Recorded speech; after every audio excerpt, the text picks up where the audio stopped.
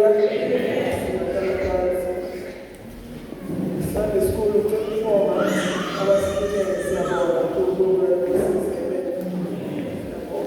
Sunday school.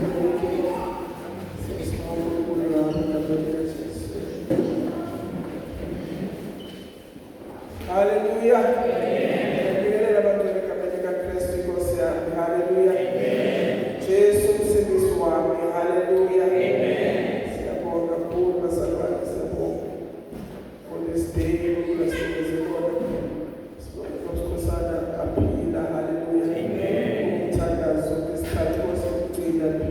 Hallelujah. Saturday, I got 4 orders here. Hallelujah. For he is a friend, he is a mentor. Hallelujah. Who is born alone, God. Hallelujah. Also, because I show you, I was so little. He's in a move for our couple of us. Secure 2 years, another 2 years, still 3 years. We're going to start now with the challenge called last Mashiach called last Sunday and Queen. So we're going to challenge last Mashiach called. But of course, I know we're getting to Alabama fullness. We're going to chat our calendar. As a second of Monday, the season Jarek saying number. Mondays and saying Fridays number. So we're going to chat our calendar.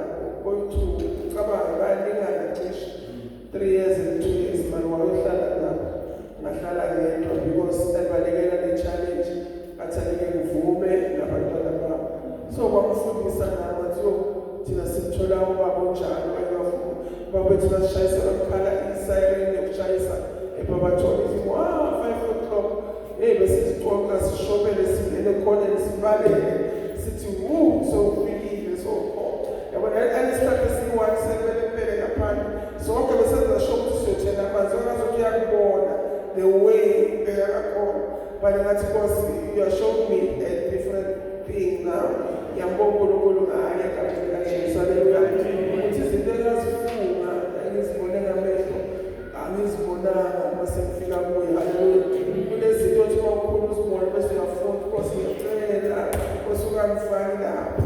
God has been so good to me. Hallelujah.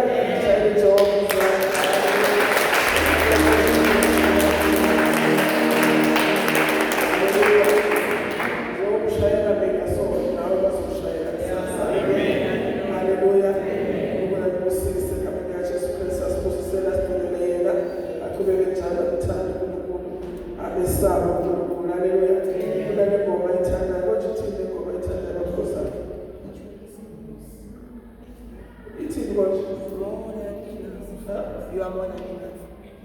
I know too much. What did I tell you? I tell you to I'm sad.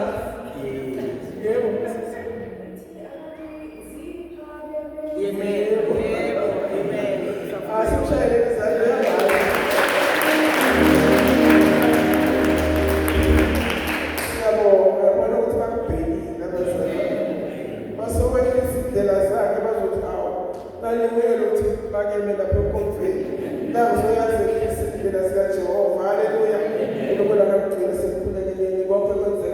Through our prayers, hallelujah. Just put this before 2 Kings chapter 11. I'm of course in chapter 11.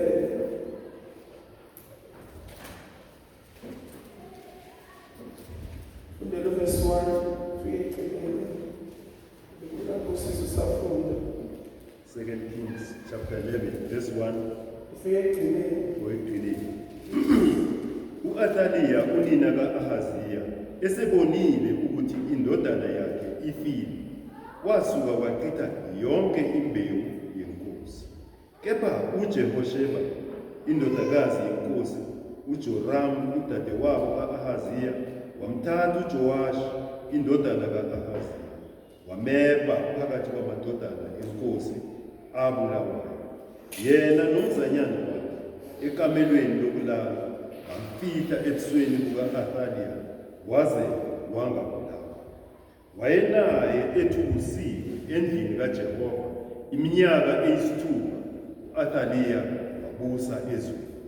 Ngomnyaka wesikhombisa uJehoyada wathumela walanda izinduna zamakhulu zamakhaya nezabalimi, wazingenisa kuye endlini kaJehova. Wenza isivumelwano, wazifungisa endlini kaJehova, wazibonisa indodana yenkosi. Waziyala wathi, nansi into eniyakuyenza abesithathu kini abangena ngeSabatha bayakuba ngabalindi bendlu yenkosi. Abesithathu babe sesangweni lasesuri, abesithathu babe sesangweni emva kwabalindi.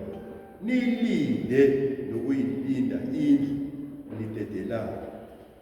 Amaviyo enu amabili bonke abaphuma ngeSabatha ayakulinda indlu kaJehova enkosini. Niyakuyizungeza inkosi nxa zonke, yilowo nalowo abe nezikhali zakhe esandleni sakhe. Ongena phakathi kwezinhla makabulawe. Yibani lenkosi ekuphumeni kwayo nasekungeneni kwayo. Izinduna zamakhulu zenza njengakho konke ukuyala kukaJehoyada umpristi. Zathatha kwaba yilowo naleyo abantu bayo abebeya kungena ngeSabatha kanye nabebeya kuphuma ngeSabatha, zeza kuJehoyada umpristi. Umpristi wanikela ezinduneni zamakhulu imikhonto nezihlangu okwakungokwenkosi uDavide kusendlini kaJehova. Abalindi bema kwaba yilowo nalowo enezikhali zakhe esandleni sakhe, kusukela ohlangothini lokunene lwendlu kuze kube sohlangothini lwesokhohlo lwendlu, ngase-altari nasendlini nxa zonke zenkosi. Wayeseyikhipha indodana yenkosi, wayifaka umqhele, wayinika ubufakazi, wayibeka inkosi, bayigqoba, bashaya ihlombe, bathi, mana njalo inkosi. U-Athaliya esezwa umemeza kwabalindi nokwabantu, waya kwabantu endlini kaJehova. Wabuka, bheka, inkosi yayimi ngasensikeni njengomthetho. Izikhulu namacilongo bengasenkosini, bonke abantu bezwa bathokoza, bakhalisa amacilongo. U-Athaliya wayeseklebhula izingubo zakhe, wamemeza ngokuthi, ngugobe, ngugobe. UJehoyada umpristi wayala izinduna zamakhulu ezazibekwe phezu kwempi, wathi kuzo, mkhipheni endlini, nimngenise phakathi kwezihla, omlandelayo nimbulale ngenkemba, ukuba umpristi wathi, makangabulawa endlini kaJehova. Base bemdedela nxa zombili, wahamba ngendlela yokungena kwamahashi endlini yenkosi, wabulawa. UJehoyada wenza isivumelwano phakathi kukaJehova nenkosi nabantu ukuba babe ngabantu bakaJehova phakathi kwabantu nenkosi. Bonke abantu bezwe baya endlini kaBhali, bayibhidliza ama-altari akhe nezithombe zakhe, baphahlaza kakhulu, babulala uMathani umpristi kaBhali phambi kwama-altari. Umpristi wamisela indlu kaJehova ababonisi. Wayesethatha izinduna zamakhulu namakhaya nabalindi nabo bonke abantu bezwe, bayehlisa inkosi endlini kaJehova, baya endlini yenkosi ngendlela yesango labalindi, yahlala esihlalweni sobukhosi. Bonke abantu bezwe bathokoza, umuzi wazola. Bambulala u-Athaliya ngenkemba endlini yenkosi. uJehowashi wayeneminyaka 7 ekuqaleni kwakhe ukubusa. Haleluya. Amen. Haleluya. Amen. Ishayela kukhosana izandla.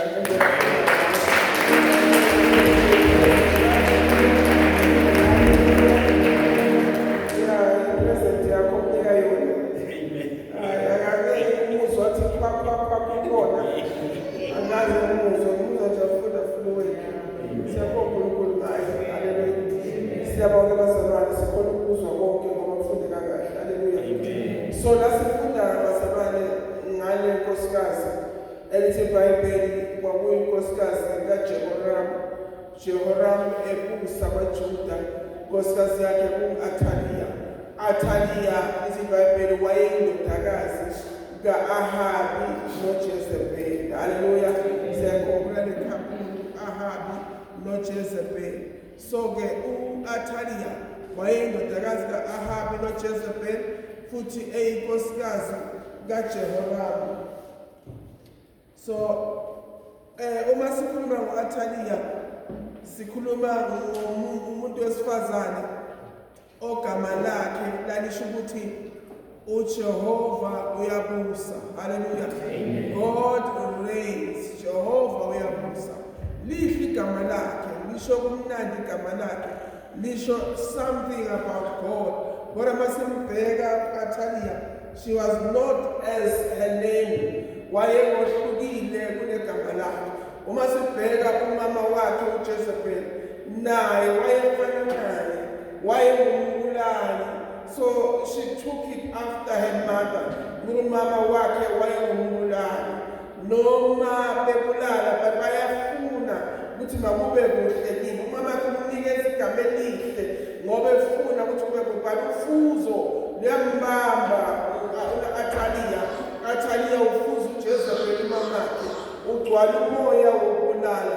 iBhayibheli ngaleso sikhathi kwase kufe indodana yakhe ebekufanele ingene esikhundleni sobukhosi kubabakhe ngoba unkosikazi wenkosi uJehoramu wayeyinkosi. So wayenendodana kumele kubuse yona, yabe seyiyafa le ndodana yakhe. Ngenxa yokuthi seyifile uzithola sengazuthi sekumosheke into enkulu ngoba wayefuna ukubusa behind her son, efuna ukubusa njengoJezebeli. U-Ahabi ama-decision ayewathatha ebukhosini aye-influence nguJezebeli. Wayeyisithombe nje u-Ahabi ebukhosini, kodwa zonke izinto zidecide nguJezebeli umfazi wakhe. So-ke ngifuna ukuthi nala Athaliya wayefuna ukuthi umntwana wakhe abuse, kube nguye ozoqhubeka ekhuluma ama-decisions ngombuso, kanti akasiyo inkosi. So waye-influential, wayengumuntu okhona ukufaka umoya wakhe phezu kwabanye abantu, usebenze nomoya wakhe. So simthola la u-Athaliya uthukuthele manje ukuthi indodana yakhe ayisekho ifile.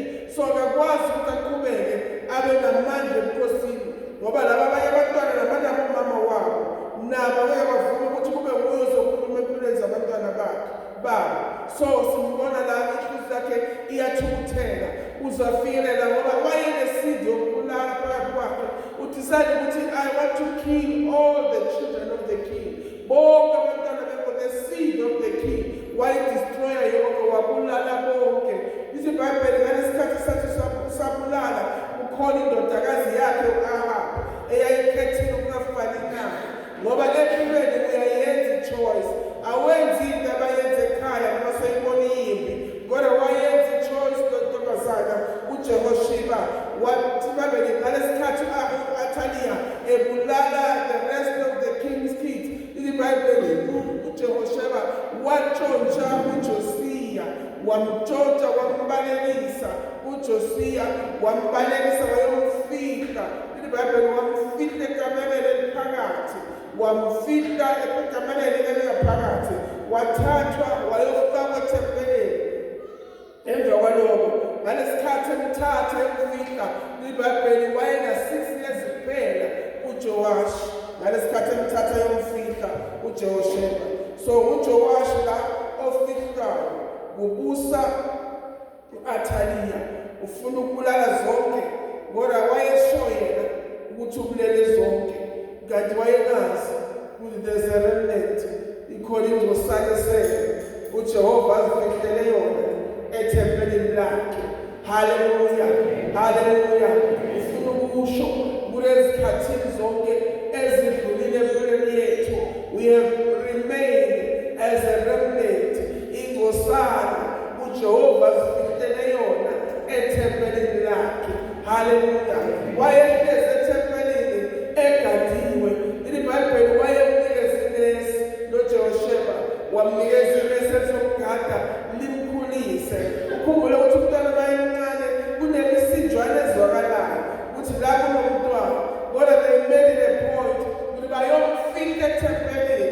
lapho nakhona angeke akwazi ukuzwa ngisho ekhala umntwana, ngisho edlala umntwana, akazange ambone for 6 years.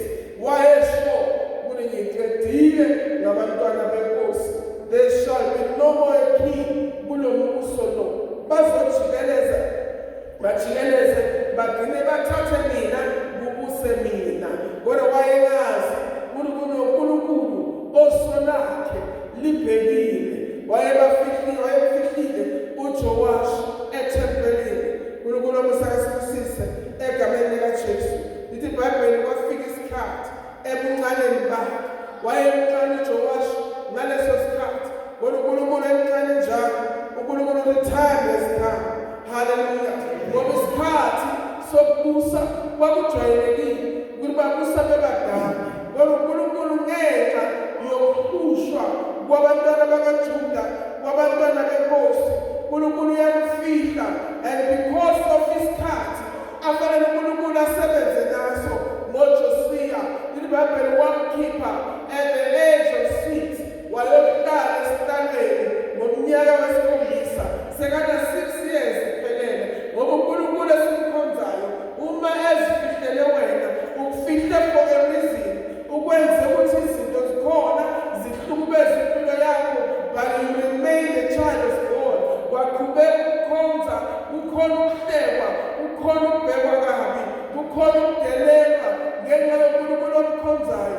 Kodwa yena waqhubeka wakufihla, waba yingosana azifihlele yona eJerusalema lakhe, ethempelini lakhe. uNkulunkulu nesikhathi sakhe. iBhayibheli akalindanga ukuthi abe na 70 years, akalindanga ukuthi abe na 100 years njengaboSara nabo-Abraham. Kodwa uNkulunkulu ozikhathi ezihlukile, he knows the right time for anything ayibekile kuJehova. iBhayibheli at the age of 6 wamkhipha uSimakade, wamkhiphela ekubuseni. Uma ubhekile wena ubona ngazuthi no, that's still a tender age ukuthi umuntu angayobusa. Baba ngathi khetha inkosi, vele kubabale lapha kuSunday school, ungabheka ngapha kwabadala. Kodwa uJehova wazi ngento ayifihlile.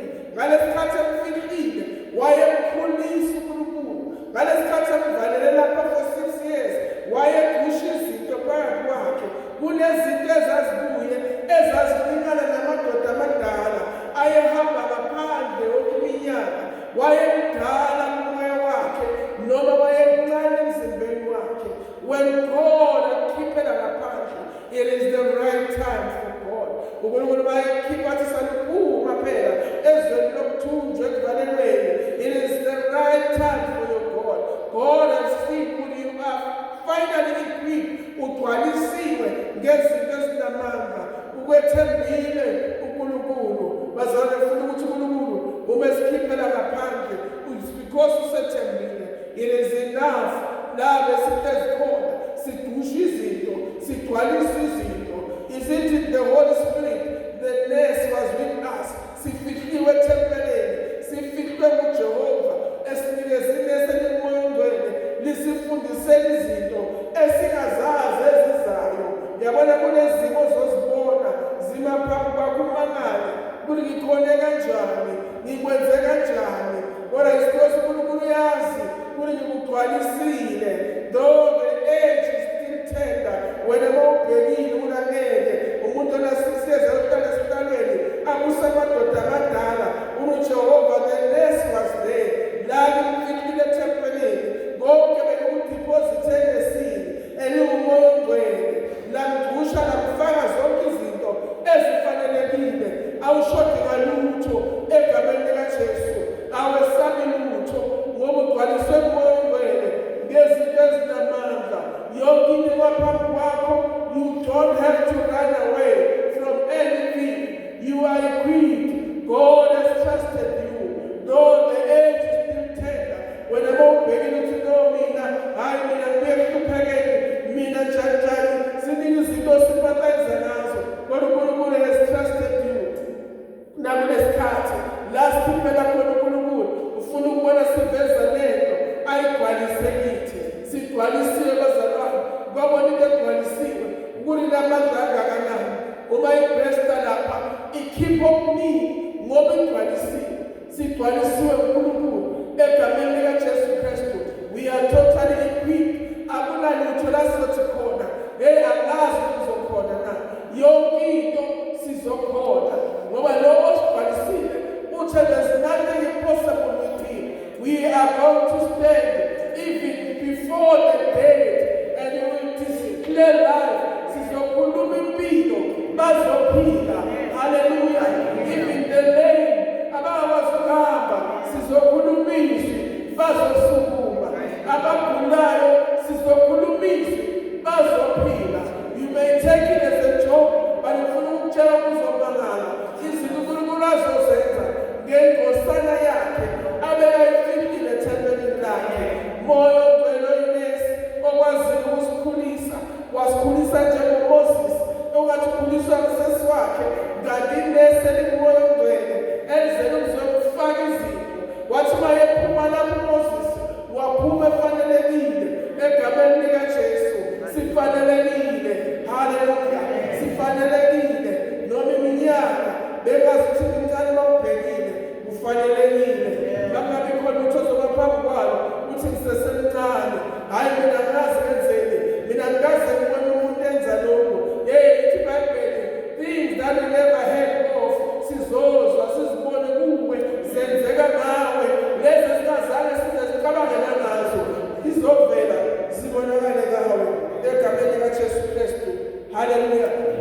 iBhayibheli uJehoyada ongumpristi wathi ngomnyaka wesi-7 wayala abantu kuliphumani bantu hambani namabutho. The commanders of the armies being divided kota bonke bebe around umntwana uma ekhishwa ethempelini. Umntwana uJosiya kumele aphume manje endaweni yokuvalelela aphumele ngaphandle. Oh, what a God we serve. uNkulunkulu osikhonzayo ufaka izinto ezinevelu yingamphatha njengomuntu onevelu akamkhiphi nje ehambaza. Ufuna ukukutshela uNkulunkulu mayekhipha ekhiphela ngaphandle uyowenza lento ayishoyo ngeke akukhiphe uhambaze.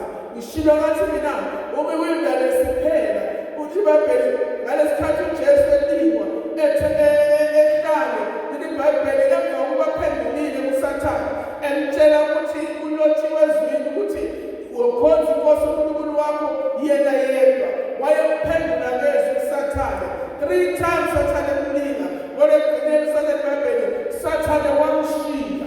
Uma Sathane emshiya izingelosi zeza zamkhonza zakhothama kuye. Bazalana isikhathi sokuphuma isikhathi sezingelosi when angels zireleasiwe for thina ukuthi asizophuma sihambe silambatha.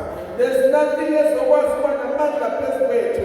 uNkulunkulu angeke alungisile igcwalisinto bese ekugcineni inikele ezweni kulizwe liyoyibulala. You know we go places sihambe lesibili la uNkulunkulu esho khona ngoba we understand ukuthi asihambi sodwa. Ingelosi zikhululelwe thina ukuthi sihambe sivikelwe sifihliwe. iBhayibheli uJehoyada umpristi wenza sure ukuthi ukhipha amabutho aphuma nomntwana amvalele lapha nangapha ayamkhipha ayombeka endaweni ebonakalayo lapho nakhona ayovela phambi kwabantu. Uma sifunda lelizwi lenkosi lafunde khona iBhayibheli wayala ngisho nezisebenzi amabutho lawo angasebenzi ngesabatha lawo kuthiwa bayaofa ngesabatha. Kodwa iBhayibheli wayala ukuthi let everyone be on duty for the sake of the child. Hallelujah. Bangene emsebenzini yabona kunangelosi ezoba off ngoba wena uNkulunkulu ukugcwalisele ukuniphumelezeni and awuzophuma wedwa kodwa uzophuma usingathwe yizingelosi.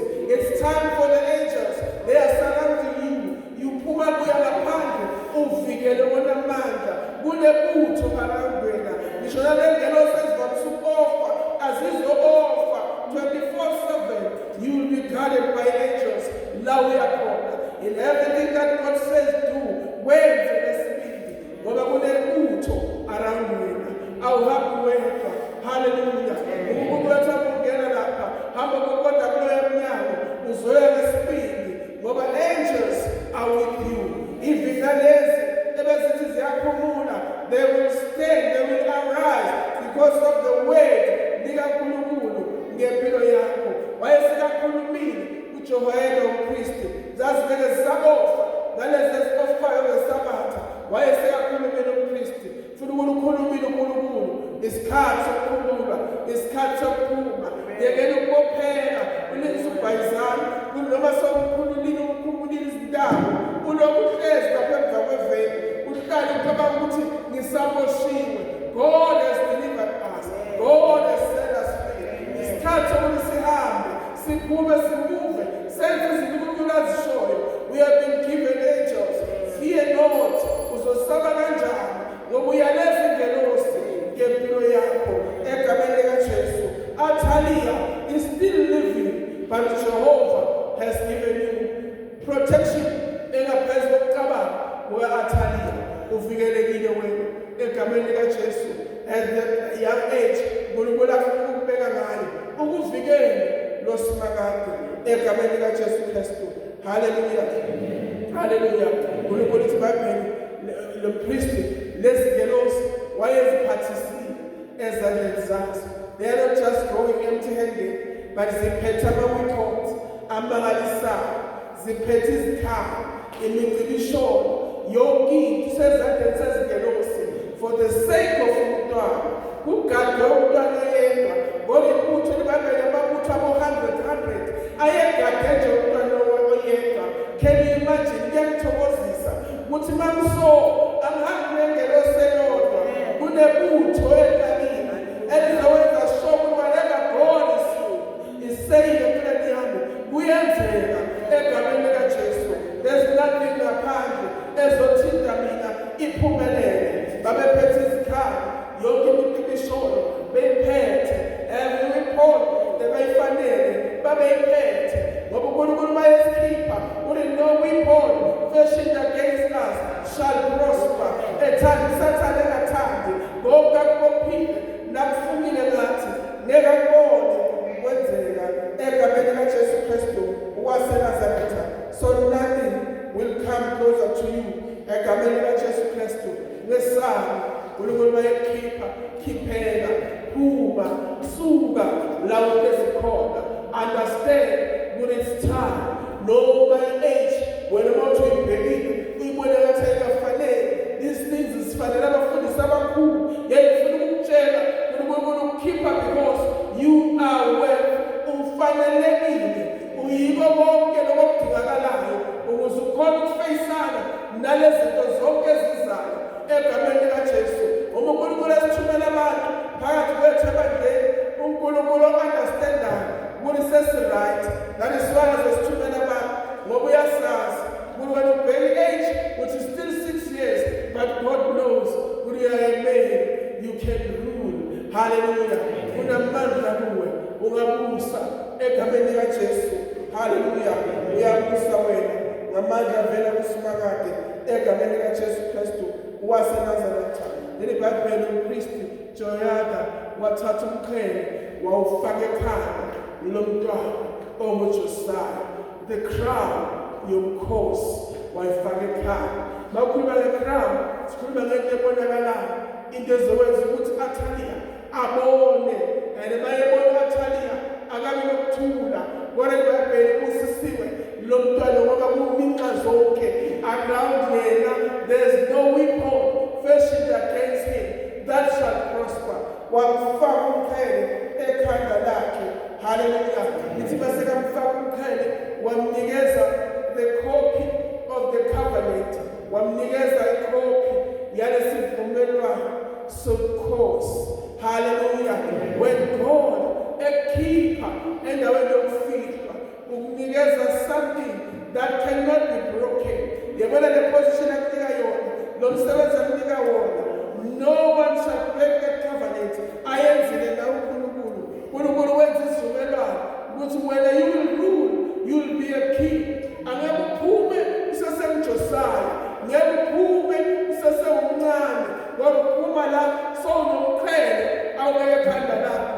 Unencwadi yesivumelwano ukuthi asikho isikhathi esenzele wena esizophuma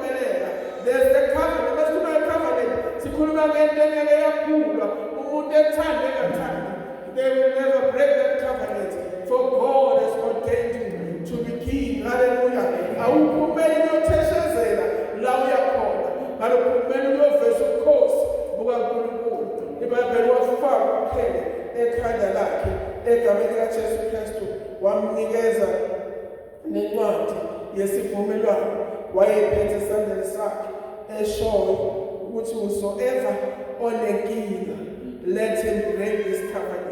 And it was never to be broken, because yayivele enkosini lencwadi. Nkosi yaseyifakile isitembu kule ncwadi egameni likaJesu Kristu waseNazaretha. Hallelujah. iBhayibheli inkosi yadeclare yathi uxotshiwe uJosiah. Sukela namhlanje Josiah will king. Uzobusa Josiah, wam-anotha, wamgcoba, waba yinkosi. Hallelujah. iBhayibheli abantu ababekhona bajabula, bashaya izandla. Ukhona u-Athaliya, ulalela u-Athaliya. Hallelujah. Ngoba iBhayibheli ibheka itafula phambi kwezitha zethu sidle. Amagama u-Athaliya was supposed to look at him, egothwa, ephakama, any plan ayenayo, any attempt ayefuna ukuyizama, wayengeke aphumelele u-Athaliya, because there's a covenant letter eshoyo ukuthi ngimkhiphile as a king. No one will touch him, no one will destroy him. Uvikele, ngisho nengelo sezinofayo wesabatha, they were all on duty for the sake of Josiah, umfana omncane. Hallelujah, hallelujah. Yabona ngiyazizwa mina ukuthi ngikhuluma ngani, ngone ngithini, and God is speaking to me mightily ngale ndaba. Hallelujah. iBhayibheli bamemeza abantu, long live King Josiah, long live. Everyone owayelapho kwakungekho phikisana. Yabona phakathi kwabo there was a message yayibatshela kunesikhathi sakhe sokuthabuse. Like it or not, isikhathi sikaJosiah ukuthi ahlale esihlalweni, umqhele uhlale ekhanda lakhe. Wonke umuntu wayezizwela ukuthi Josiah's time now. Noma ngabe sibheka simangala, uAthaliya wayemangala nokuthi konje ngaba nomuntu onje uvela ngoba ngibulele konke, but God kept him. Wamgcina uJehova, wamfihlela isikhathi sokuthi amsebenzise. Is the time of the Lord ukuthi asebenzise. Akufuna ukuhlala ngesikhathi sikaJehova. Uma ngikhipha ethempelini, ngiyaphuma ethempelini. I'm going to show his lordship ngaphandle kubantu abangamazi loNkulunkulu egameni likaJesu. iBhayibheli bamemeza wonke umuntu was for the ordination yakaJosiah. Wonke umuntu makathi makwenzeke egameni likaJesu Kristu. iBhayibheli u-Athaliya wezwa lo msindo ongaka. Wathi uyaphuma u-Athaliya ezwe umsindo ukuthi mana njalo Nkosi Josiah, mana njalo Nkosi Josiah, because lonke ulimi luzovuma uma uJehova sekenzile. Lonke ulimi luyavuma, ophikisayo akazuba khona. Uma ephuma u-Athaliya lapha ezwa lo msindo, uyaphuma uthola ukuthi uJosiah naye umile ngakumaphilasi wethempeli. Kuthiwa umthetho wakhona kunoma umuntu ebeka ukugcotshwa ayoma ngasezinsikeni zethempeli. Yabona bayevela lapho Athaliya ezwa lo msindo.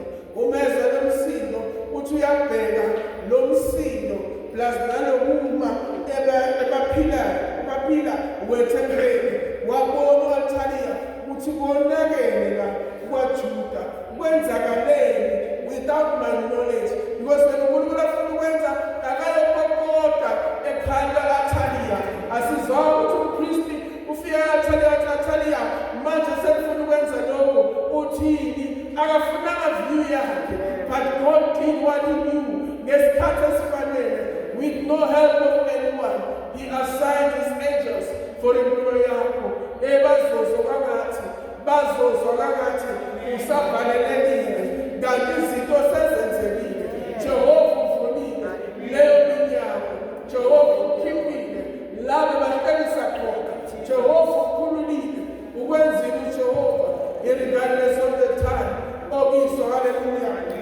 uNkulunkulu owenzayo egameni likaJesu Kristu waseNazaretha.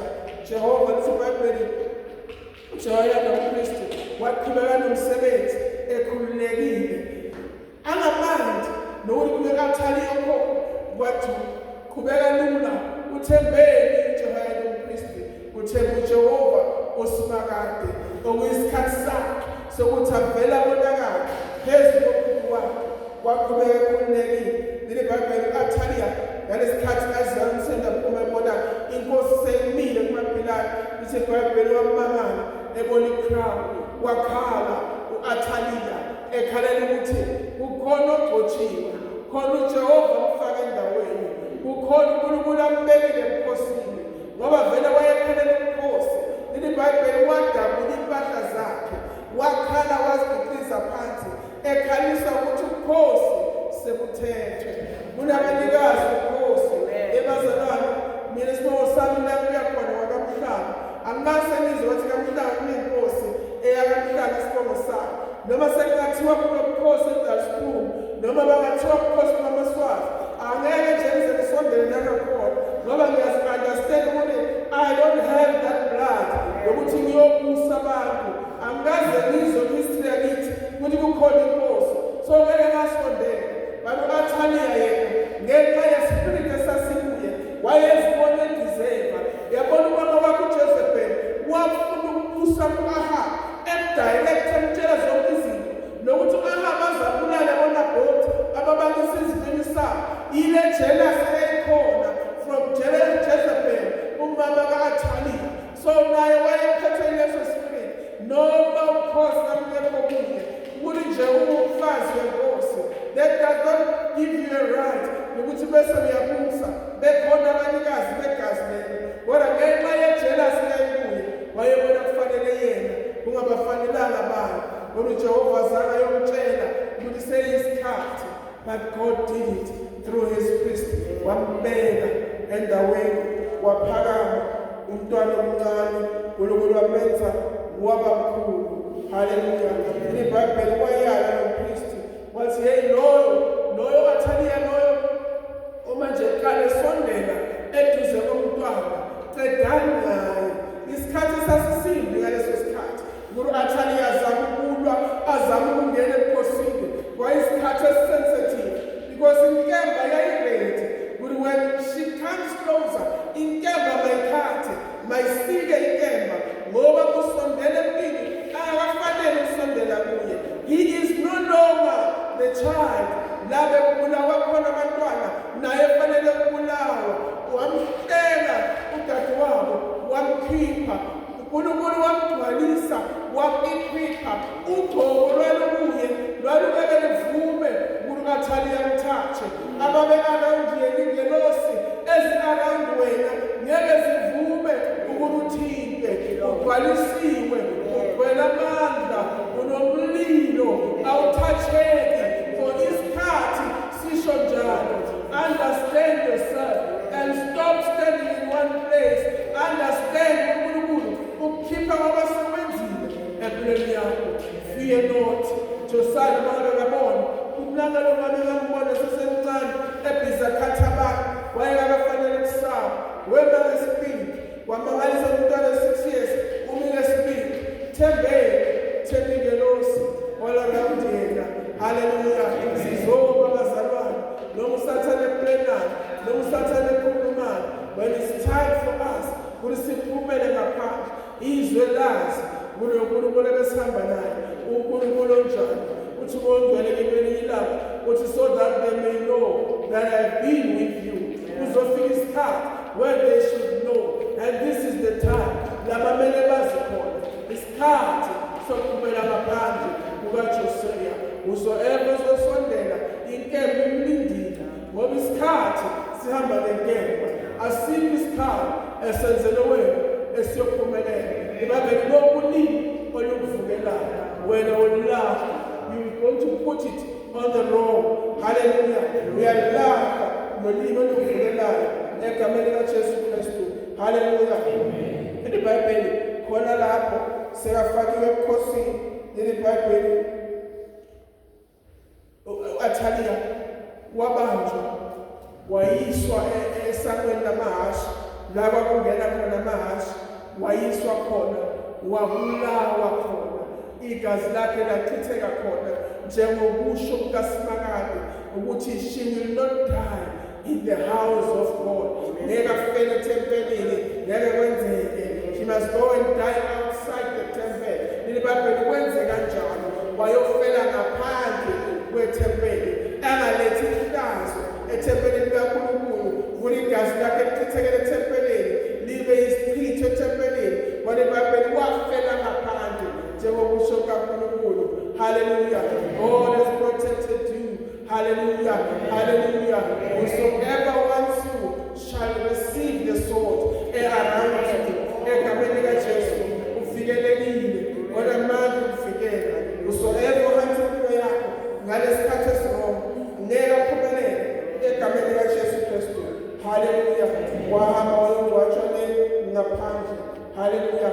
Bese lithi iBhayibheli labantu bakaNkulunkulu verse 17, can you find verse 17 to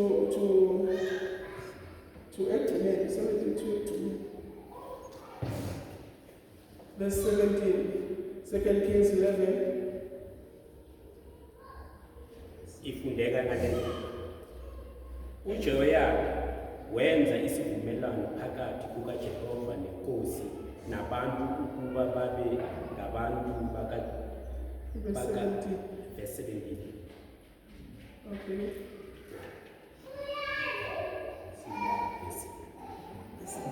Verse 17. uJehoyada wenza isivumelwano phakathi kukaJehova nenkosi nabantu ukuba babe ngabantu bakaJehova naphakathi kwabantu benkosi. Hallelujah. Ekufeni kaAthaliya uqala izinto ezintsha ebantwini bakaNkulunkulu. Leli iBhayibheli uJuda wonke uthi iBhayibheli umpristi wenza isivumelwano phakathi kwakhe nabantu bakaNkulunkulu nenkosi uJosiya. Leli iBhayibheli isivumelwano sokuthi abantu bakwaJuda bazoba ngabantu bakaNkulunkulu. Hallelujah. Wenza isivumelwano phakathi kwenkosi nabantu ukuthi bonke abantu beze bahamba bayochitha badestroya wonke ama-altari kaBhali wakhonza uNkulunkulu ophilayo, uNkulunkulu kaJosiya wakhonzwa kwaJuda. Ithi iBhayibheli umpristi wenza sure ukuthi uyawamisa lawo makhavaneti. iBhayibheli bashaya babhidliza zonke izithixo Matan the priest of Baal in front of the altars. Babulala abaphristi bakaBhali, babulala izithixo zakaBhali, badestroya konke, baqeda isivumelwano esasikhona ku-Athaliya. Yayibona into eyayilwela ku-Athaliya, wayefuna ukuqhubeka afaka abobhali bakhe kukhonzwa abobhali kunokukhonza uNkulunkulu ophilayo.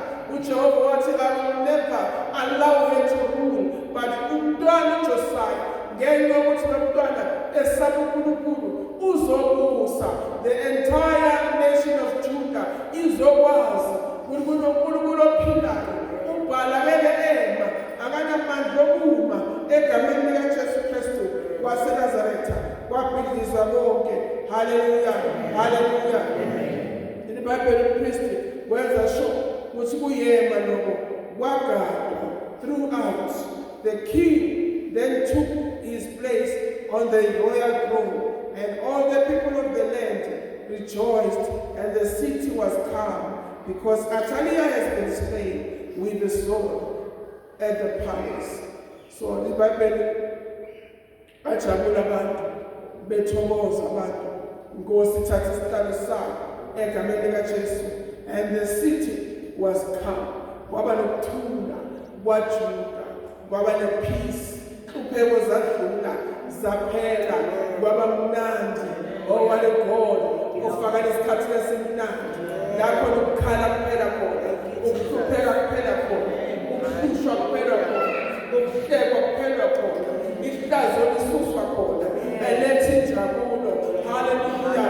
Uthi lapho uDavide ngalesikhathi Ziyoni likhululwa kwaba khona ukuthokoza, kwaba bazi ukuthi silele siyaphupha. When calmness reached us, saba nokuthula uJehova esusa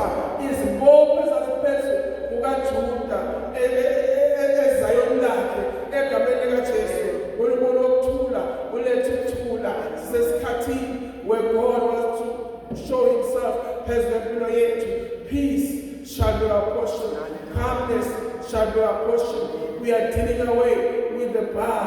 Yabona ke simkhonza uNkulunkulu, simhlanganisa nabaye uNkulunkulu. Sifuna yena yedwa. As long as ehlangana nabanye, we say no, Jehovah, we need you and we want you and you alone. Yabona le tasule izomkhonza lo uNkulunkulu yena yedwa. Hallelujah. Ngihlala ngisho ngithi yabona injongo yakho ukuthi ngibone isigogo sincipha izulu lana amagama kuphuma abantu ekukhonzeni ezinye izinto bezokhonza uNkulunkulu. That is why ngisho ngezikhathi zonke ukuthi one God, abekho abanye aboNkulunkulu abakhuluma abanye ebantwini abazele kuzobadonsela ekufeni baye esibhweni, kodwa kuthi munye lo Nkulunkulu Jesu Kristu inkosi omele ukukhonzwa. Yonke le ngamanga uzomangala uma ufika wena egcineni phambi kaNkulunkulu, thola ukuthi yonke le nto utshela yona it's all a lie. But uJesu uye kuphela ozobe emile lapho. Ungamazi ayiwanda ukuthi uzoyaphi. IBhayibheli uJosiah wadestroya konke ngoba abona ukuthi lo akusize. A small boy wadestroya konke. Amakhehla amadala khona alandelela uBhali. Abafazi abadala babathaliya balandelela uBhali. Umfana omncane okhuliswe inesi elimoya ongcwele uphumela ngaphandle uba nolwazi ukuthi this is not the God obekamgcinile loya. Lo akusina uNkulunkulu ebeloka visitha mina lapha ethempelini. Lo akusina uNkulunkulu obeloka khuluma nami ethempelini. I have to destroy this God egameni likaJesu Kristu. uNkulunkulu wakho uyakuthanda. Athaliya will never destroy you. Time has come. Akasena amandla Athaliya can try any sacrifice afunyenza, but she will never stand against the people of God. The remnant that has been hidden, Jehovah, they can equip themselves more, but sacrifice until they sacrifice even children. Laba bafaka ukuthi baze bathola amandla wokumelana lento khona. Abasekho amandla wokumelana lento khona. Lesikhathi it's already the year, the 7th year. Nyaka wokukhululwa, nyaka wempumelelo. If you can count, you can see. Well, this is the 7th year. Hallelujah, 7th year iphelile.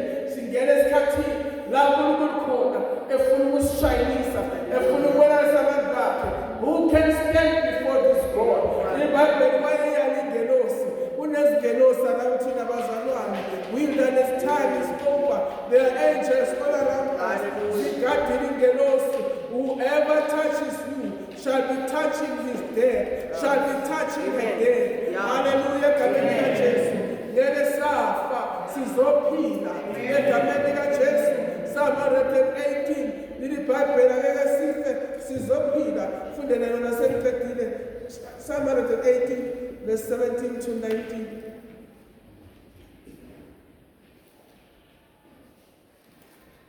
One, 118.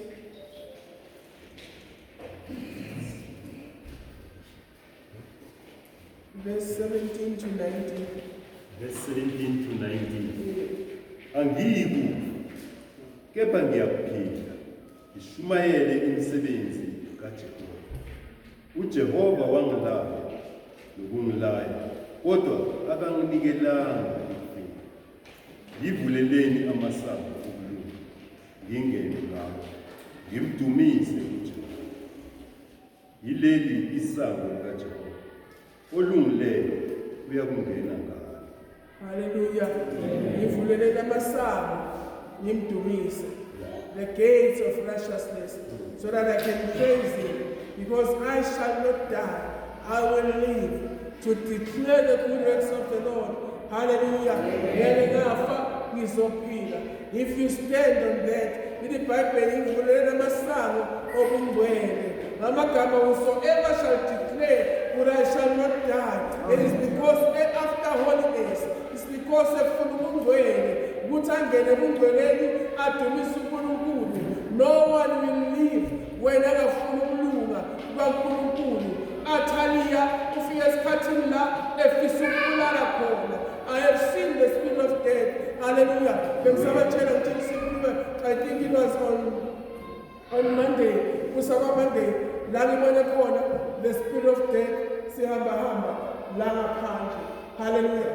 Now, on the side lane, okay, the spirit is now at the church. Satan took Telele, is cut, so Kumaga to side, took 10. In the end of Atalia Sunday, she wanted to kill, but Jehovah said, no, my angels are already there. Hallelujah. His angels are already there. We are protected. When we so full of way, when it goes to the cold, near enough, we so pina. And it remembers is Dabasa. Niguboge, Nisebudweleni, Niguboge, Nisebulumen Wako, Ninga Hamisnoma, and think I will not die. Atalia is out to destroy. Atalia, which is Bazofa, Dapekonzweni, Sizondwaba, no Mesita Sindwabi, Sizondwaba. But I want to say before the Lord, we shall not die. We are going to live. Whosoever that is after righteousness will not die. But no Funukularabani, Funukupabani, Gufa is your portion. But whosoever it was, Mina Funugambe Kumugen Wako, we Funuwenzagaste, we should have Friday that Jehovah is in this house. Jesus is in this house. The Holy Spirit is in this house. That's not to Jesula. We should Jesu in the truth, Jesus is in this house. No more pretending in this house, for the truth has come. I will pretend to Pumele, but people who want the truth, people who are after righteousness, those are the people about the Pumele. I want to pretend about Mundu, but when's it in so? No, not when's it, but when's it so? Because the truth, Jesus is already in the house. May He protect those that are hungry, those that are after righteousness. May God protect them. Let that declaration, I shall not die, but live and declare the goodness of God. Let it work for them. Ekamela Jesu Kristu wase Nazareth kulukulu sivikela moyo kufa uyichithile ngegama likaJesu khuluma ngento uyichithile ngegama likaJesu. If you believe uyichithile, it will never happen in the name of Jesus Christ by the authority it is for you to live. I have applied it that people may live. Egameni likaJesu yabona ngiyakuzonda ukungcwaba ngithanda ukuphila that people may live babone ubuhle namandla kaNkulunkulu. So into ekumela kona nekumela kona ukuthi people must live. Those who love God, those who mean business with God, let them live and not die in Jesus' name. Nalaba sebabulewe egameni likaJesu, because bakhona bahamba emhlabeni kanti kudala sebabulewe. Nalaba babulewe egameni likaJesu, I am calling them back to life in the name of Jesus Christ. Bangabi isithunzi bekhona la kanti bayisithunzi. Akunasithunzi esizongena la e-Elohim. Uma sibona uMagagula sifanele sibone uMagagula, hayi isithunzi sakhe. Whosoever that has been caged ofihliwe endaweni zabafileyo ngegama likaJesu, let them come back and live in Jesus' mighty name. Let them come back and live for the glory of God.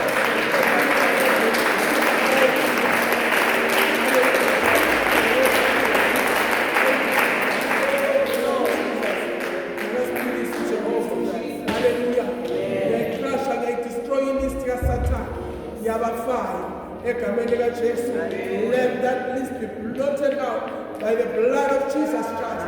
Let those names be invisible.